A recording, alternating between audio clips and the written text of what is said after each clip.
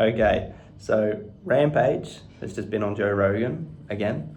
I've been looking forward to this for a few days. Great podcast. Rampage hit Joe Rogan with all due respects. It was good fun to watch. They talked about a lot of stuff that I think you guys might find interesting and that I certainly found interesting. First of all, we'll start off with Rampage's fight with Shannon the Cannon that fell through. Apparently that's been falling through over and over again, and Shannon's still trying to get it done with Rampage, but Rampage is not really wanting to do it anymore because Shannon seems to be working with some very dodgy people trying to put on this promotion and isn't really going about it the right way. He still wants to fight Shannon, but Shannon's just sort of, I think he's trying to do it cheap and he's not really going with a reliable promoter. So it's not looking good on that front, but Rampage has now said that he's trying to fight Rashad Evans instead in November in a rematch because he got knocked out in the first round in their UFC fight, which he still stands on being a fluke. I think that the boxing fight will go Rampage's way if it happens, but what's more interesting is Rampage versus Rashad Evans November under the ONE FC banner apparently. That is going to be interesting and that would be very good.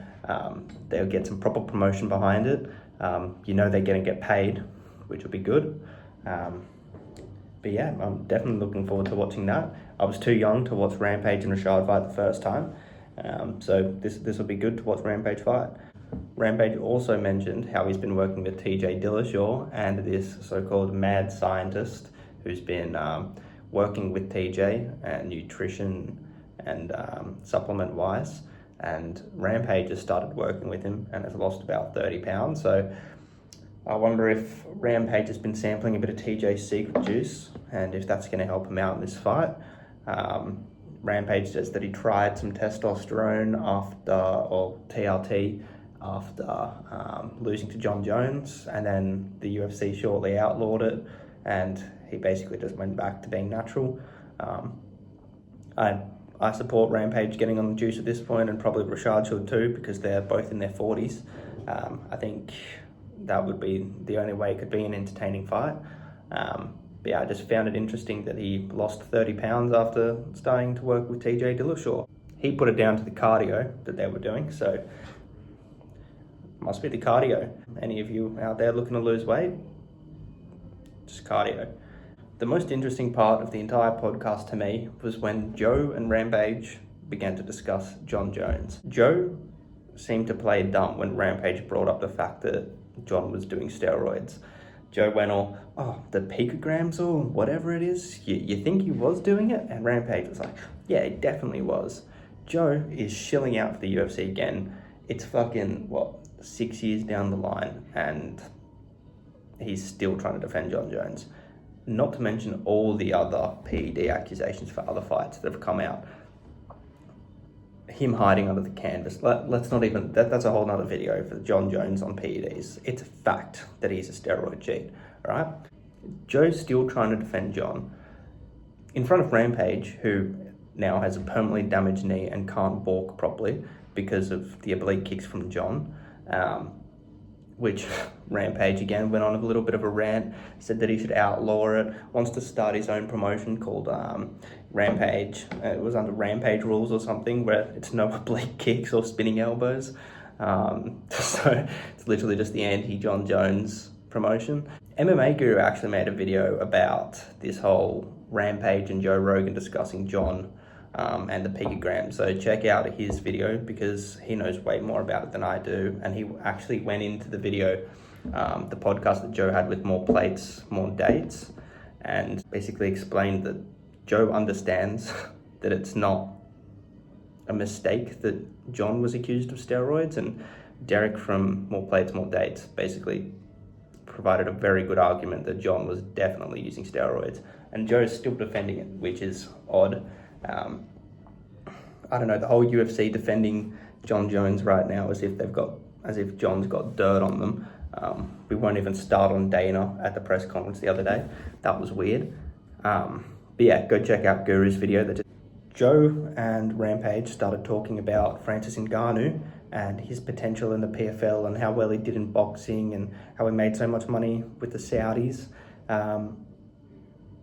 That sort of led into Joe mentioning that Ngannou doesn't really have any other people he can fight in the PFL other than Ferreira, I think. Raymond Ferreira, the guy who beat Ryan Bader earlier this year. And other than that, there's not really anyone in MMA, so it's going to go to boxing. And Joe sort of just brought up out of nowhere that Dana is interested in doing a joint partnership with the PFL and getting John versus Francis happening again, now that the Saudis are both heavily investing in the UFC and in PFL. That a partnership couldn't happen, and that is huge news that no one is talking about for some reason. That is the first time I think they're going to be doing a cross promotion in decades. Yes, I don't know if you could count the Masvidal, considering he's still under contract with the UFC and his recent boxing fight with Nate. I don't know if that is cross promotion. I think this is huge news, and if they can make this happen, if that's the only way they're going to keep John Jones around as well. After this Stipe fight, he's going to fuck off and retire unless this Ngannou fight comes up, because I think John can beat Ngannou for sure. Ngannou, yeah, he's good, but he's also getting older.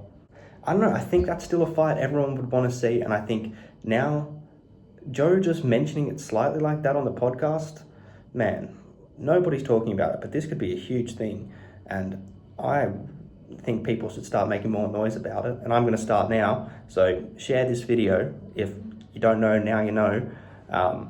I think this would be great if we can get John to fight Francis. And this isn't me trying to bait John into getting KO'd by Francis, as much as I would like to see that happen. This is me just wanting to see a fight that was teased in front of us for years while John was building to move up to heavyweight and just didn't quite happen. We get a chance to see it happen now, and the UFC won't be out of pocket paying Ngannou because now they've got external sources funding them. I think this is great, and we might see John Jones get knocked out. So fingers crossed. Send your prayers in the comments, and I'll see you next time.